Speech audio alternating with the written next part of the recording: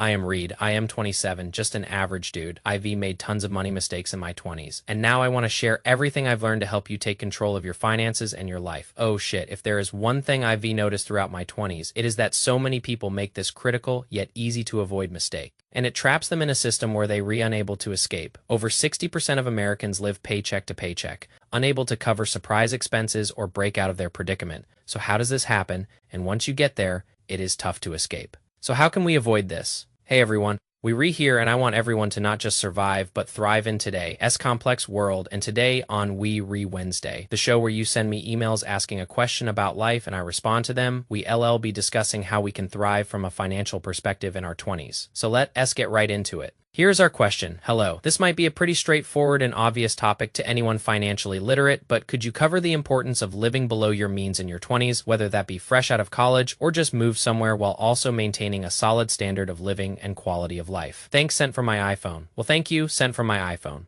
And I think this is a super important topic to discuss since the majority of my viewers are in their 20s, a lot of them in their early 20s. So I am going to tell the story of my cheapness and how living below my means gave me a degree of financial freedom later in my 20s. Enough to quit my job without another lined up. It is so important to be cheap when you are young, especially before you adopt major responsibilities like a house and, a partner and family and things like that. So first I want to discuss why it might be a little tougher for our generation. It is no secret that our generation has some challenges that are unique to us. Student loans are nuts. The prices are through the roof in American university. Inflation is worse than it has been in decades, although it has come down a little bit. But especially 2 years ago, we had historically high inflation. The job market's been a little bit brutal too for the last 2 years. So with this, it is no surprise that 60% of Americans live paycheck to paycheck. So let us go over some major expenses for your average American. First, we got a car payment between $525 for a used car and $734 for a new car, for housing average of about $1,700 for rent or $1,800 for mortgage, discretionary spending, which is basically anything that goes beyond a need and now it is a want. So things like travel, things like entertainment, things like buying clothing that is like beyond your basic needs, things like that. So that is about $567 per month. So in terms of these payments, they read pretty high, like a car payment. ILL fight anyone to death on this. You don't need to be paying between $500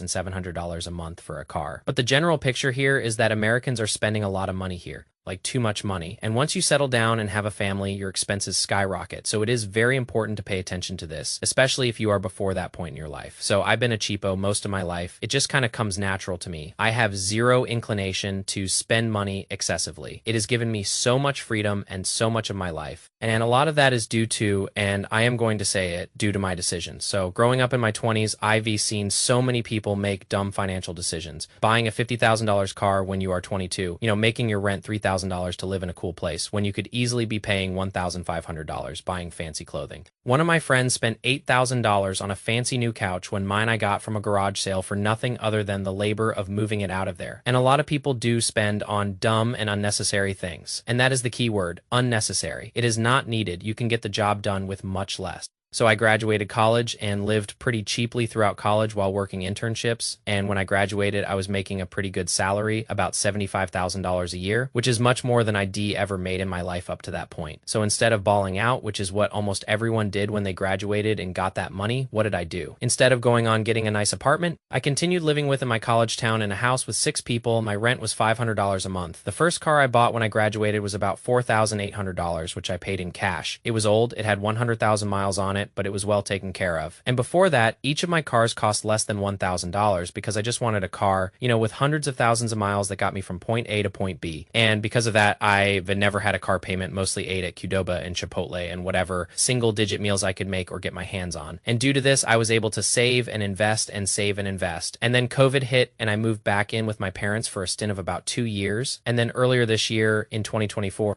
I also spent another stint moving back in with my parents, never had a car payment, and due to my living decisions, my rent payments have been minimal outside of 2 years living in the city of Milwaukee when my rent was $1,500. I was really only paying for the essentials like, food, internet, gas and electric, and eventually travel. So let us do the math here. I was making good money as an engineer, as a software engineer, and living very cheaply with, I didn't have family, minimal rent, no car payment, basically just the necessities. This allowed me to save and invest tens of thousands of dollars per year throughout my 20s, and as the stock market boomed from 2019 to present day, this turned into hundreds of thousands of dollars in savings and investments throughout my 20s. And I didn't do anything special. I made a solid salary and I was a cheapo. It is doable. Now, can I retire? No, absolutely not. Definitely not in America at least. But can I take surprise expenses? Yes. Can I quit my job for like a year without worrying about money at least right now? And yes, I can, and I did. Now, I am still a little bit stressed about money at times because, I no longer have a salary living on,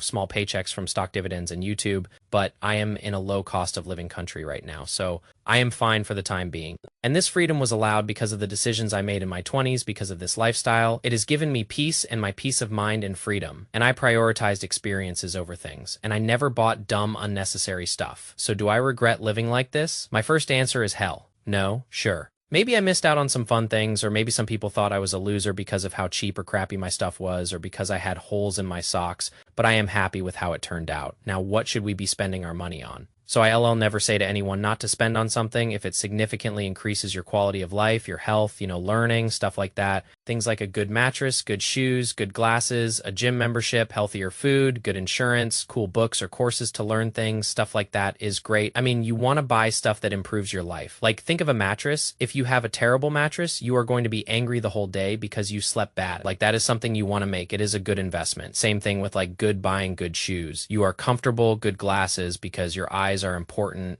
stuff like that. I would also prioritize paying for experiences, not things like you remember the adventures you went on. You remember visiting, that one country or going on this trip with your buddies. You are not going to really care that you bought a car that was $50,000 instead of $20,000. Excessive spending seems to be very common on things like cars, rent, and that kind of stuff. So I would say, buy a safe, reliable, used car with tens of thousands of miles. I would do hundreds of thousands of miles. That is what I bought, but you do get a lot of repairs and stuff when it comes to those older cars, but just, don't go overboard. It'll be much cheaper if you buy a used car than a new car, and it'll do the job. In terms of rent, I do recommend it is live with roommates early on, as long as you get along with them and you live in a safe place. And don't go overboard if you don't need to. I mean, some of my friends have gotten just out of control with their crazy high rent prices just because they made money, they thought they could spend it. Now they have no savings and they read the same age as me. And also, if you decide to buy a house, get a mortgage, it can be a bad investment if you overstretch yourself and don't set aside expenses for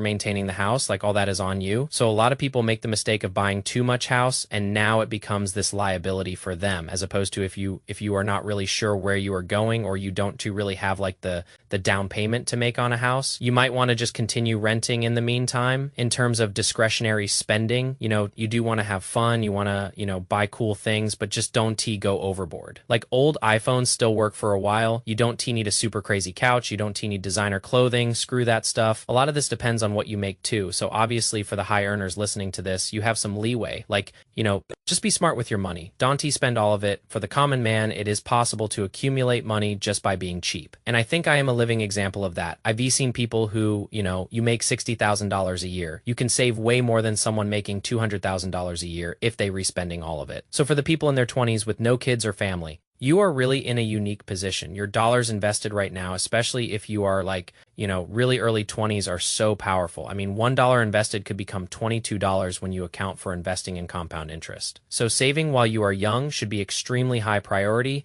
And the tragedy is that most people don't realize this until it is too late. Once you have family and kids, if you weren't careful to that point, you kind of might be trapped in this cycle of living paycheck to paycheck because your expenses are so high, you are providing for more than just yourself. A lot of my friends have kids, which is awesome and amazing, and I definitely want that in the next few years. It elevates your responsibility and limits the risk you can take if you aren't in a position to save it all. You got to try your best to either cut back expenses, or if you can do that in a healthy way. Try to upskill, learn something new, try to figure out something where you can make a little bit more money, or maybe even a side hustle like YouTube. The best thing to do, though, is to avoid getting in that cycle in the first place. It is still possible to escape once you get there, but it is just much more difficult than preventing it in the first place. Here are some numbers that should scare you. Anything you spend just $19 per week on adds up to over $1,000 per year. So think of that Starbucks coffee you get, or maybe you have a fancy cocktail or a couple of beers on the weekend. That adds up. And imagine how much, if you could save thousands of dollars per year, how much that adds up over the long term. And here's another one. If you invest just $100 per month starting at age 22, by the time you are in your 60s, this adds up to $500,000. Now, if you bump this up to $200 per month, which is, again, relatively small number to do, you have almost $1 million if we just have the same stock market returns that we always had. So, what seems like small numbers, and I can go into this on a more in-depth investing video, but what seems like a small amount of money over time adds up and compounds and just becomes huge after a while. So I don't too know what your guilty pleasure is, but maybe think about cutting it out or reducing it. I mean, expensive coffees, alcohol, something bigger. Maybe you just don't need it. This emphasizes the importance of starting early, starting saving and investing when you are young as opposed to waiting. Most people realize this when it is too late. You invest, early and often from a young age. It can turn into some big time numbers, start as early as you can, and I can make more videos on investing. But the short answer is yes, it is super important to live below your means as long as you are healthy about it. You are not putting yourself in danger or your health in danger, but doing this has given me a degree of freedom, and it can for you as well. Just don't buy dumb stuff. Don't buy, expensive coffees, too much alcohol, stuff like that. So there you have it for this episode of We Read Wednesday. Let me know what you think and send me any more emails with your questions. Been loving this show. Hope I can do many more, and have a good rest of your day, everyone. Peace out.